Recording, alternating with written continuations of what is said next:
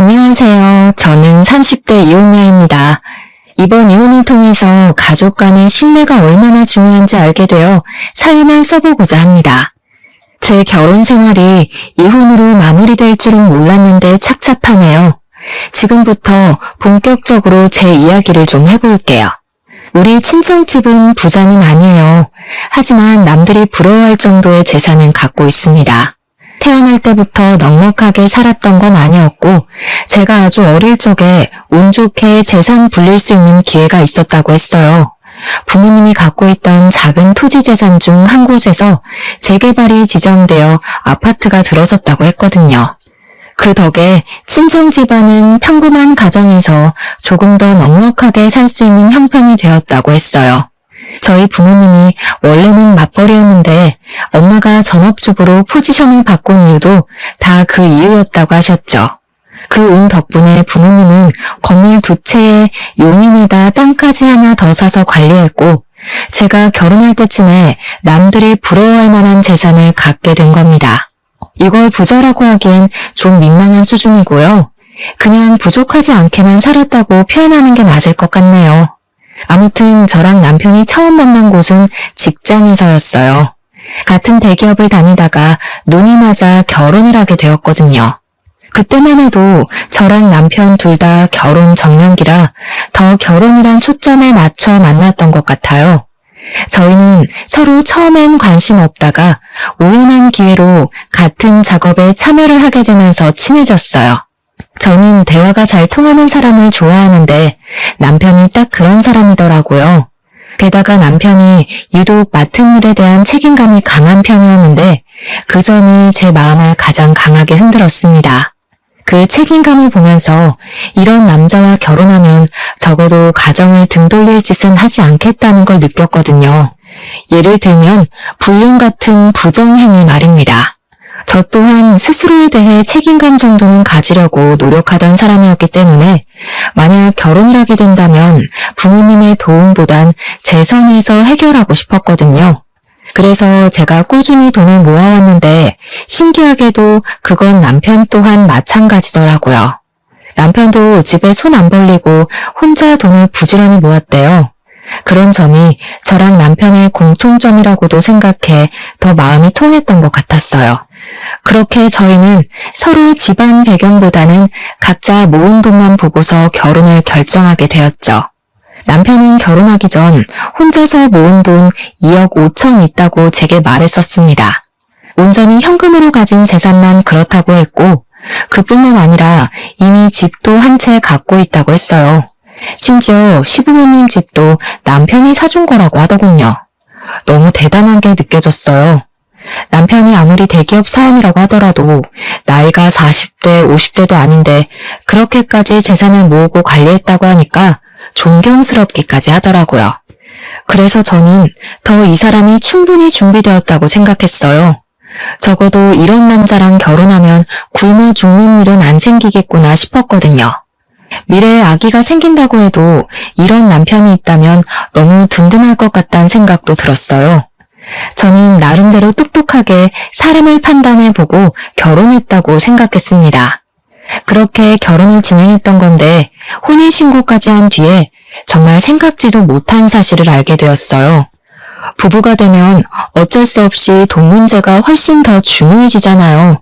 그래서 좀 더 깊게 대화를 나눴던 건데 그제야 시모가 남편의 돈을 대신 관리해주고 있었다는 사실을 알게 된 겁니다. 더 황당한 건 따로 있었어요. 신혼집 명의뿐만 아니라 시댁 명의가 전부 시모 이름으로 되어 있었고 남편 통장마저 시모 손에 있어서 남편이 시모한테 돈을 받아 쓰고 있었더라고요. 제가 먼저 우리 부부끼리 돈 관리 좀 해보자고 얘기를 나누지 않았다면 한참 뒤에 알게 되었을 사실들이었습니다. 남편이 결혼하고 나서도 제게 이러한 사실을 고백하지 않았다는 건 결국 저한테 숨길 수 있으면 안 밝히겠다는 뜻 아니겠어요? 뭐? 그걸 왜 이제 얘기해? 그럼 당신 결혼 자금 없다는 거잖아. 결국 다 어머님 돈이란 거 아니야? 그건 아니지. 다 내가 벌어서 마련한 것들이고 엄마한테 쥐어주는 것도 난데. 내가 자산 관리할 줄 몰라서 엄마한테 맡긴 거야. 엄마가 나 결혼하면 전부 돌려주겠다고 했어. 내가 요즘 바빠서 잠시 깜빡하고 말 못했던 거야. 하마터면 신혼부터 대판 싸움이 날 뻔했습니다. 다행히 남편은 저랑 대화를 하고 나서 그 다음날 이 사실을 시모와 의논했고 시모는 별다른 문제 없이 남편에게 급여 통장과 적금 통장을 흔쾌히 넘겨주었습니다. 대신 시모가 신혼집 명의는 차차 바꾸기로 하자 해서 처음엔 현금만 받아왔었어요.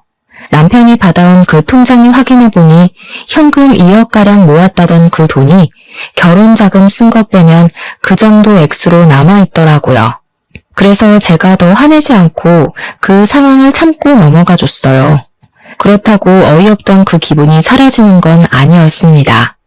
저는 남편이 책임감 강한 모습을 분명 발견했기에 모든 걸 남편 혼자 해결하는 줄 알았거든요. 그런데 시모한테 꽤나 큰 부분을 의존하고 있었다는 사실을 신혼 초부터 알게 돼서 남편에 대한 제 감정이 살짝 식어버리더군요. 이런 걸 실망이라고 하는 거겠죠. 물론 그렇다고 남편에게 벌써부터 실망이란 말을 하진 않았어요. 그냥 제가 바로잡고 싶었던 것 같습니다. 제가 선택한 결혼을 후회하지 않으려고 어떻게든 남편의 실망스러운 모습을 이해하려고 했었죠. 근데 이 사실이 생각보다 길게 갔고 큰 파장을 가져오리라고는 상상도 못했어요. 시모가 돈 개념이 워낙 강한 사람이라는 것도 이 문제 때문에 알게 되었는데요. 시모는 돈에 대한 애정이 조금 남다른 것 같았습니다. 어떻게 보면 제 주변엔 시모만큼 돈에 진심인 사람을 본 적이 없어서 시모의 행동이 다소 집착처럼 보이기도 했어요. 시모는 제가 처음으로 용돈을 주었을 때 그 자리에서 바로 현금을 세어보는 행동으로 저를 깜짝 놀라게 했습니다. 그러지 말라는 법이 없기 때문에 그저 놀란 것이 다였지만 결코 좋아 보이는 행동은 아니었어요. 그 용돈은 저랑 남편이 신혼여행 다녀오고 부부로서 잘 살아가겠다는 마음으로 준비했던 첫 용돈이었거든요. 양가 어른들께 똑같은 금액으로 드렸는데 시모만이 그 봉투를 받자마자 개봉해서 세워봤고 이내 저희에게 하는 말은 저를 더 놀라게 했었죠. 신혼여행 가서 재밌게 놀긴 했나 보구나. 돈이 얼마 안 남았나 보네. 그래도 앞으로는 이 액수보다 더 챙겨주겠지. 그럴 거라 믿을게. 저희 친정에서는 그 용돈을 받지 않으려고 했었는데 시모는 다음 용돈까지 바라고 있어서 당황스러웠습니다. 심지어 돈 버는 사람이 두 사람이니 더 넣어달라고 노골적으로 말한다는 것이 제겐 좀 많이 충격이었어요. 자기 아들한테 하는 말이면 이해하겠는데 저는 시모랑 얼굴 본 지 한 달도 채 안 된 상태였거든요.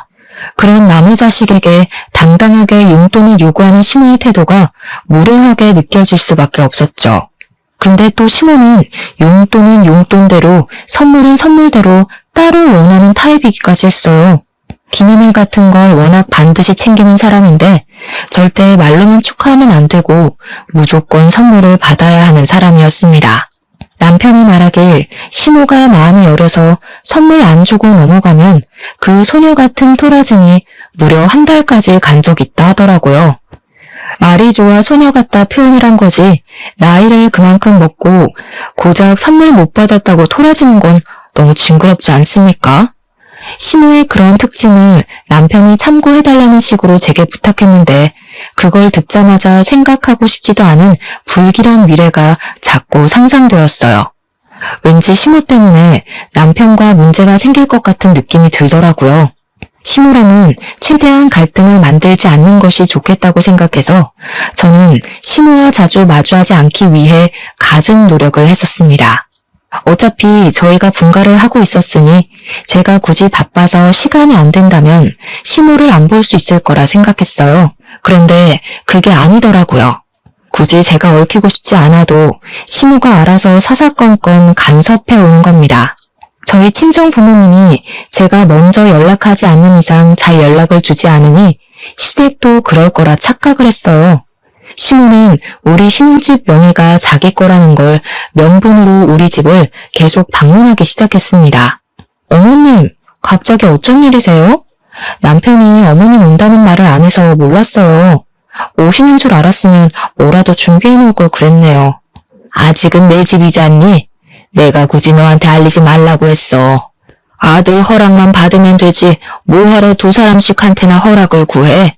어차피 명의 넘겨주면 이럴 일도 없을 테니 불편해할 것도 없다. 그냥 잘 사나 보러 온 거야. 시모는 이런 식으로 저희 집을 쳐들어오곤 하셨는데 말만 잘 사나 보러 왔다고 표현한 거지. 사실 시모는 올 때마다 집안 살림살이를 둘러보면서 잔소리를 엄청 했습니다.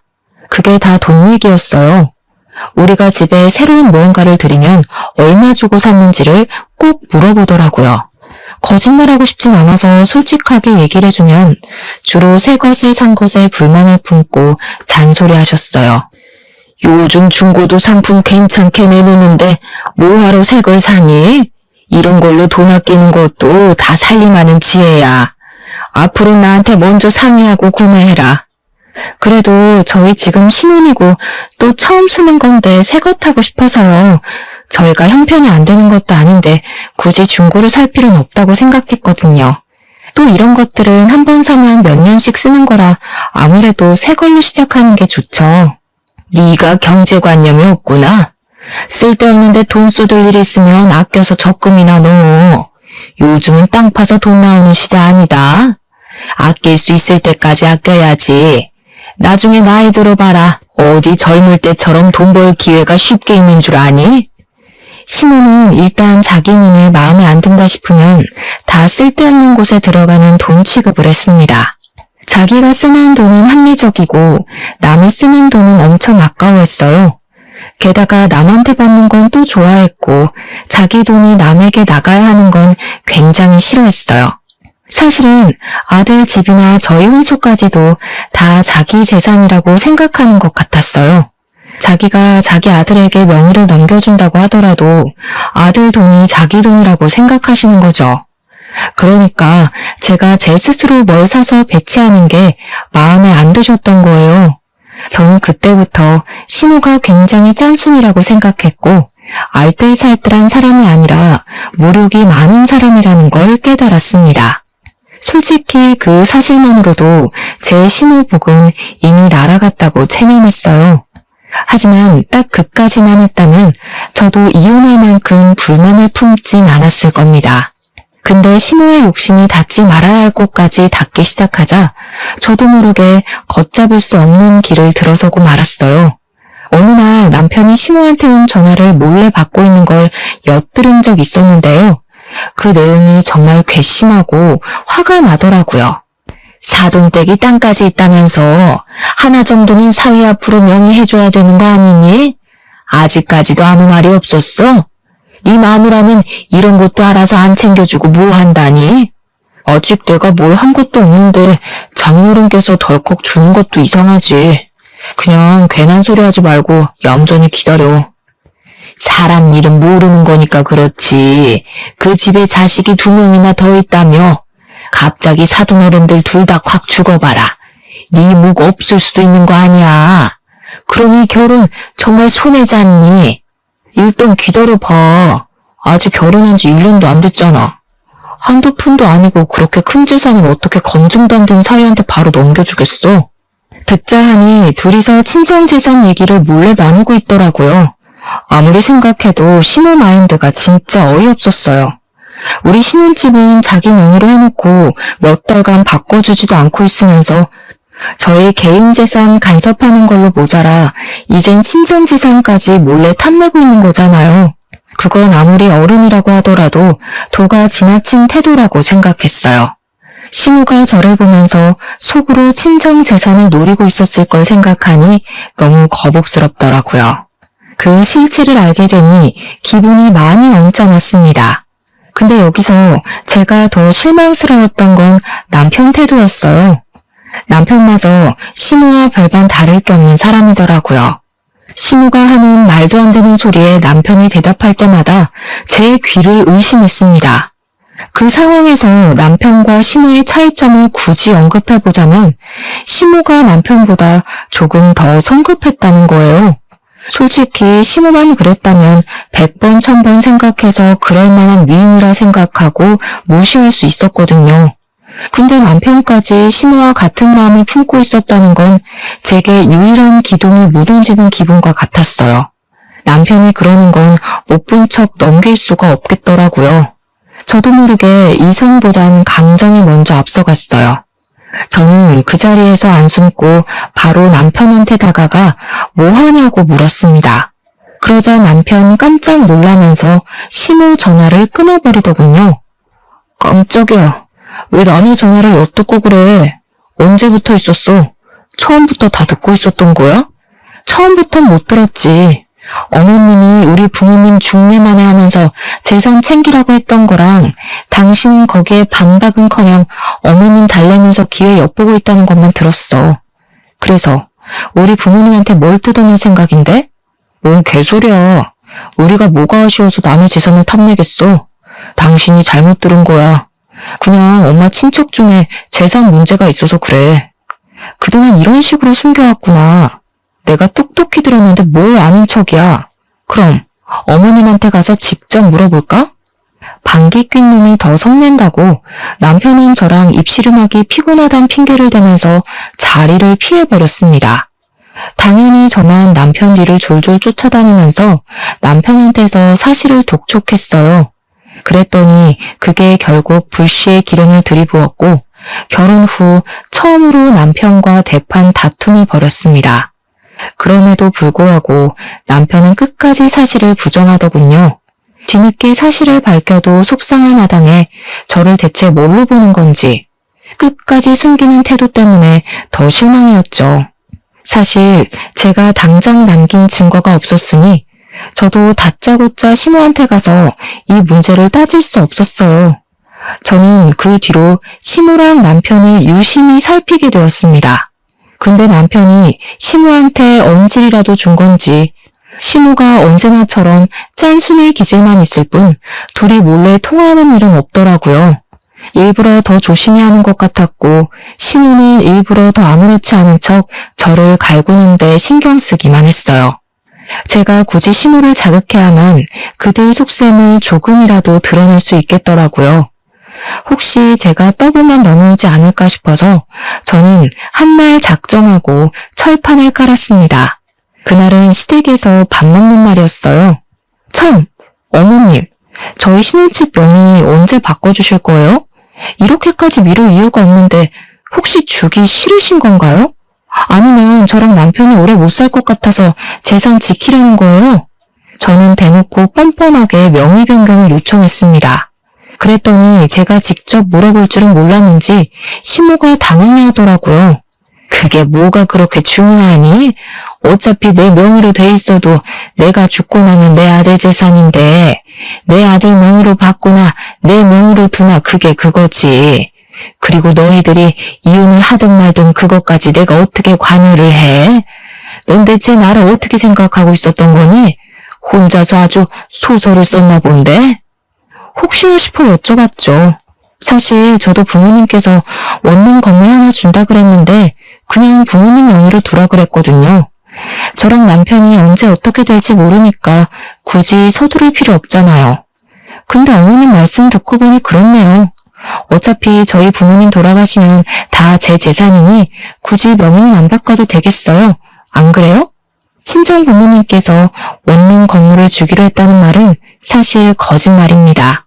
시모가 워낙 친정 재산에 눈독 들이고 있는 걸 알아서 제가 한번 떠본 거였어요. 그냥 그렇게 지원해서 한번 말해봤는데 생각보다 시모 반응이 현실적이더라고요. 제 말에 당황하고 기분 나쁜 티를 팍팍 내는 거 있죠. 그 상황에서 남편은 밥만 퍼먹고 있었고 시모는 저를 보고 기막혀하는 얼굴로 노려보기만 했습니다. 저한테 따지고 싶은 게 많아 보이는 얼굴이었어요.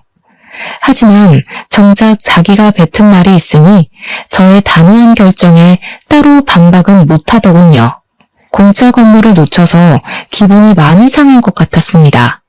솔직히 그 얼굴을 보고 싶었던지라 아주 쌤통이라 생각했네요. 그날 이후로 시모랑 남편이 어떤 대화를 따로 나눴는지는 모릅니다. 대신 저희 집을 자주 찾아오던 시모의 발걸음이 뚝 끊긴 건 느꼈어요. 남편도 제 눈치를 보면서 잘해주기 시작했고 제 입에서 다시 건물 얘기가 나오길 기다리는 것 같았죠. 그렇게 좀 잠잠한 시간을 보내면서 서로 감정 상했던 사태가 수습이 되는가 했어요. 그런데 어느 날 예상치 못한 소식을 접하게 되었습니다. 제가 시댁의 코를 납작하게 눌러준 지 얼마 되지 않아서 우리 아빠가 하던 사업이 크게 망해버린 거예요. 그 탓에 친정이 갖고 있던 재산은 거의 몰수됐고 아빠는 약간의 빚만 져서 겨우 상황을 무마시켰습니다. 어린 시절부터 쭉 저희 아빠 회사는 강건했는데 생각도 못했던 아빠 회사의 부도는 저에게도 큰 충격이었어요. 그 바람에 친정 부모님은 결국 작은 원룸방으로 이사를 가게 되었고 친정아빠는 순식간에 신용불량자가 돼서 아무것도 할 수가 없는 상황이었습니다. 제가 모으고 있던 돈으로 친정 부모님께 집이랑 식비 등을 해결할 수 있는 여윳돈을 보내줘서 최악의 처지까진 면할 수 있었어요. 그래도 저랑 엄마는 아빠가 여기서 무너지지 않는 것을 더 중요하게 여겨서 따로 내조를 많이 하였습니다. 아빠는 가족들을 보면서 책임감을 절대 놓지 않았고 좌절할 여유도 갖지 않고서 바로 재기 준비를 하셨어요. 그런데 아빠가 신용불량자라서 사업을 새로 시작하더라도 명의를 아빠 걸로 하기 어렵더라고요. 그래서 제가 흔쾌히 빌려줬습니다. 사업장 등록이랑 사업장 임대 등을 전부 제 명의로 시작하게 된 것이죠. 이 문제로 저는 한동안 친정 부모님 보필하느라 정신없었어요. 당연히 제 친정 사정은 한 이불 덮고 사는 남편이 알 수밖에 없잖아요. 처음에는 저희 친정 부모님 걱정을 하더니 제가 돈을 못 모으고 친정에다 돈을 쓰고 있으니까 남편이 슬슬 한두 마디씩 얹더라고요. 그러다 장인어른 또 망하면 그 다음은 어떻게 도와주려고 벌써부터 돈을 퍼다 나르고 있어? 나중에 나한테도 돈 빌려달라 손 벌릴 거야?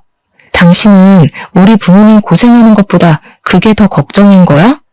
우리 부모님한테 괜찮냐고 전화 한 통이나 해주고 말을 해.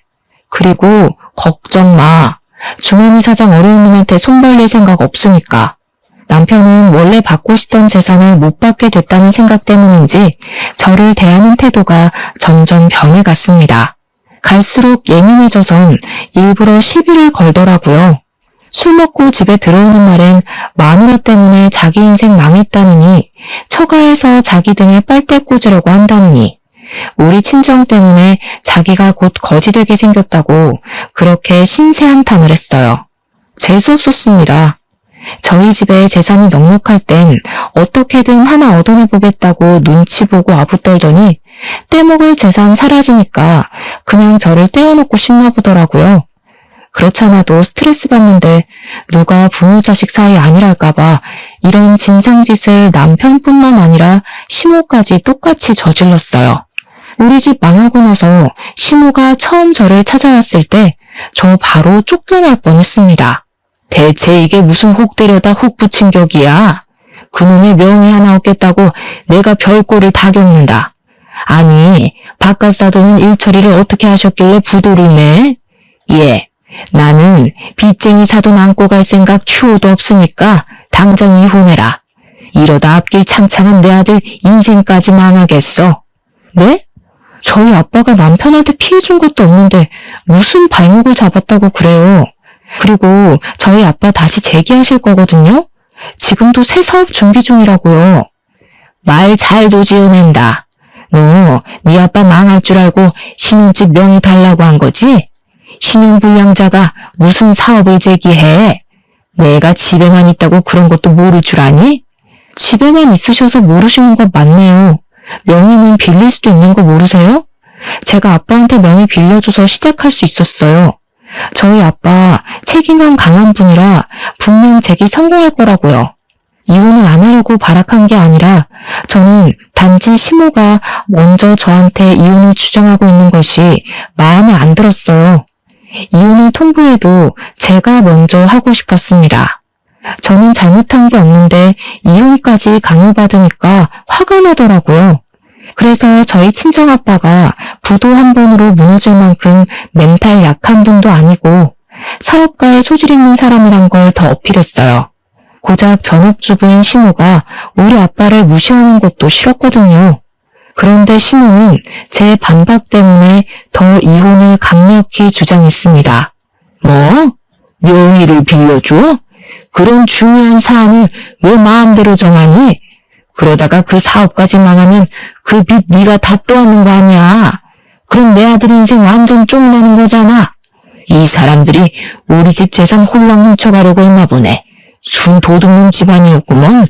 이 말은 제가 시무랑 남편한테 해주고 싶었던 말인데 시무 입에서 나오니까 기분이 많이 나빴습니다.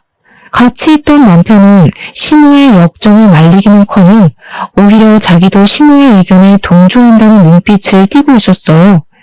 저도 그들의 마음을 이해 못하는 건 아닙니다.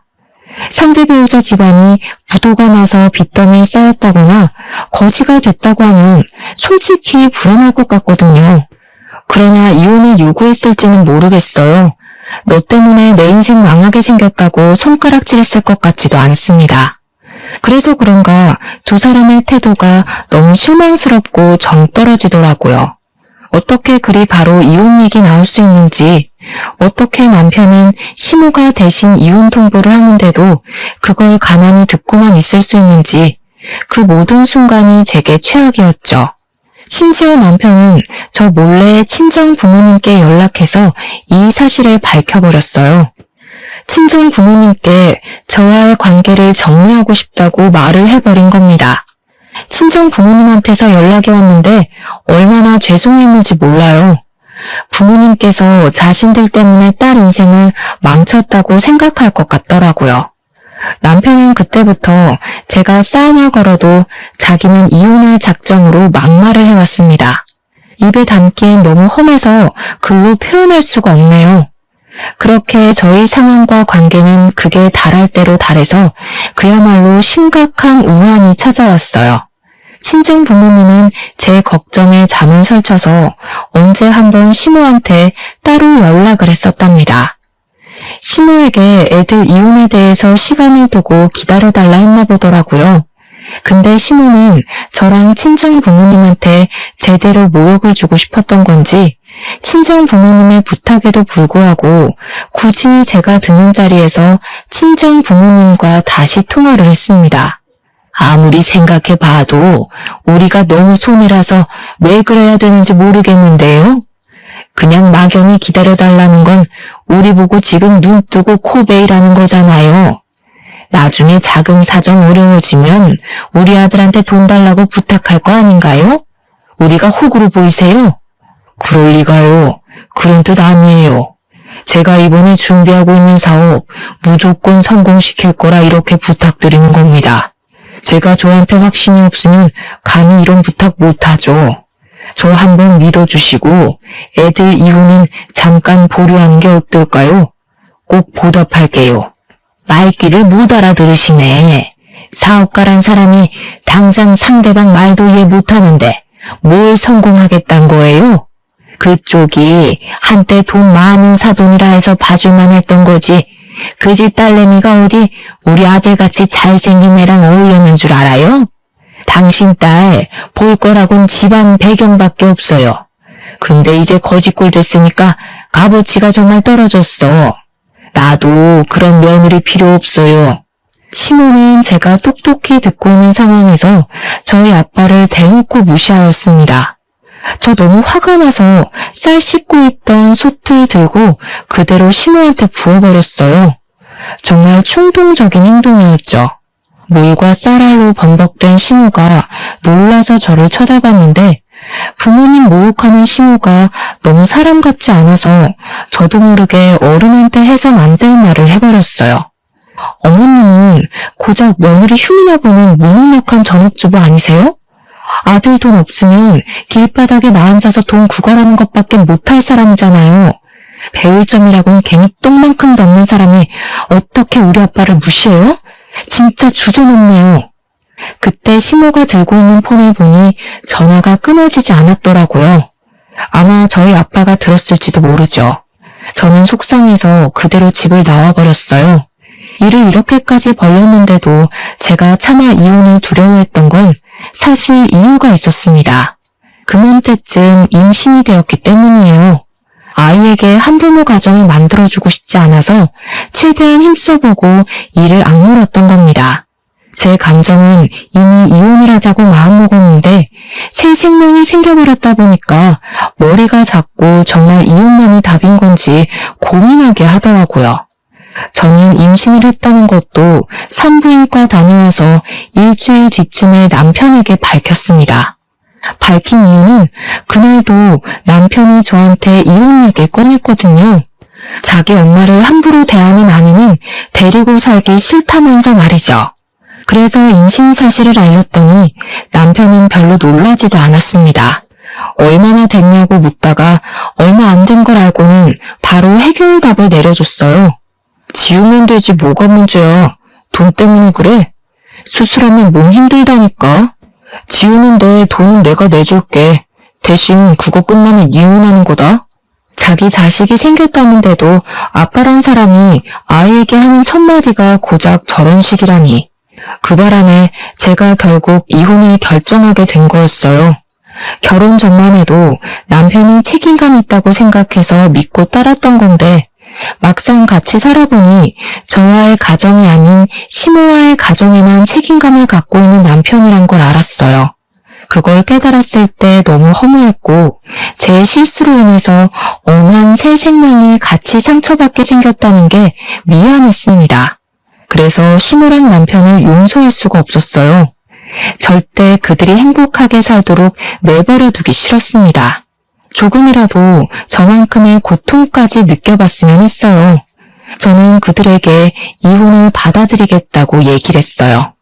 대신 아이는 안 지우겠다고 했습니다. 그랬더니 이젠 양육권 문제 때문에 애 지우라고 겁박을 하더군요. 시모 집 나간 며느리 배에서 나온 아들 핏줄보단 돈이 더 중요한가 보더라고요. 그게 무슨 말 같지도 않은 소리니? 그런 식으로 우리 아들 발목 끝까지 잡고 있으려는 속셈 모를 줄 알아? 나는 내 손주를 이혼한 며느리가 낳게 할 생각도 없고 내 손주한테 이혼 부모가 있는 것도 용납 못한다. 시모는 남편을 재혼시켜서 자기 마음에 들도록 새로 가정을 만들 생각인 것 같았어요. 그런데 제가 집 나가서 애를 낳아버리는 족보가 꼬이니 그걸 두고 보기 싫었나 봅니다. 그래서 저를 틈만 나면 병원에 데려가라고 했고 아이를 지우게 하려고 애를 썼어요. 저는 이혼을 받아줄 때까진 그 신혼집에 버티고 있을 생각이었는데 아무래도 신변이 위험할 것 같아서 결국 야반 도주를 했습니다. 그 새벽에 친정으로 숨어들었죠. 저 당연히 스트레스 받은 것이 많고 사람 같지도 않은 그들에게 소송 이혼하고 싶었어요. 하지만 그때까지도 저희 집안이 어려웠을 때라 한 푼 두 푼이 아쉬웠습니다. 집안 형편이 빚더미인데 무슨 소송을 할 수가 있었겠어요. 그래서 눈물을 머금고 그들이 원하는 대로 합의 이혼을 하자고 했죠. 근데 역시나 애를 지울 때까지 이혼을 안 해주겠다고 하더라고요. 그렇게 이혼이 미뤄지면서 별거만 하길 1년이 지나버렸습니다. 저는 이혼을 하지 못한 채 출산을 먼저 하게 되었어요. 정말 예쁘고 사랑스러운 딸을 낳았는데 그 축복과 동시에 우리 친정에도 드디어 쨍하고 해뜰 날이 찾아오게 되었습니다. 아빠가 저랑 새로 태어난 손녀를 보곤 더 책임감에 불타올랐던 것 같았어요. 열심히 피땀 흘려 끝내 사업 재기를 성공한 겁니다. 그날의 희열은 정말 꿈만 같았습니다. 한번 날개를 한 아빠는 나이를 거꾸로 두시는 것처럼 무섭게 일어서기 시작했어요. 상가를 서너 개까지 구입할 정도로 갓에 일으켜주셨고 아빠는 그것이 전부 복을 안고 태어난 손녀 덕분이라 얘기를 하고 있습니다. 아무튼 노력해준 1년 넘는 시간 동안 홀로 편히 자지도 못한 아빠 덕분에 우리는 작은 원룸에서 다 같이 살 수 있는 넓은 아파트로 옮겨갔어요. 그제야 드디어 숨통이 트이는 느낌이었습니다. 아빠 회사가 부도가 나기 전에는 몰랐던 소중한 것들과 감사한 것들이 뼈저리게 느껴졌어요. 세상에 당연한 것과 영원한 건 없다는 말 정말 기억하고 살아야 될 것 같더라고요. 그리고 저는 아직까지도 양육비 때문에 이혼 안 해주고 있는 시댁을 상대로 소송을 준비했습니다. 아빠의 지원받아서 좋은 변호사를 선임할 수 있었어요.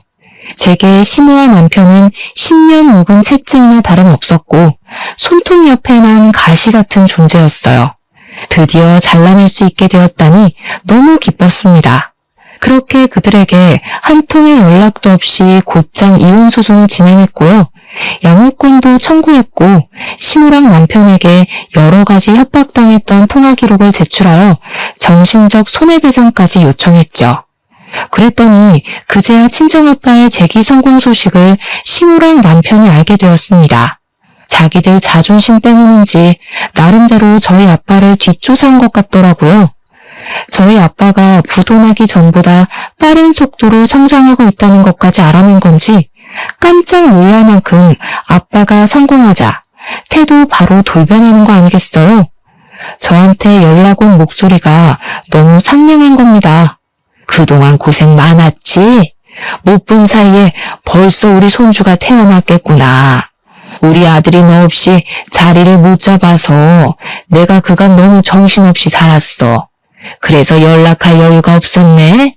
그나저나 집안 문제 좀 해결됐다면서? 한 해 만에 일어나는 게 쉬운 일이 아닌데 너네 아빠도 참 대단하다.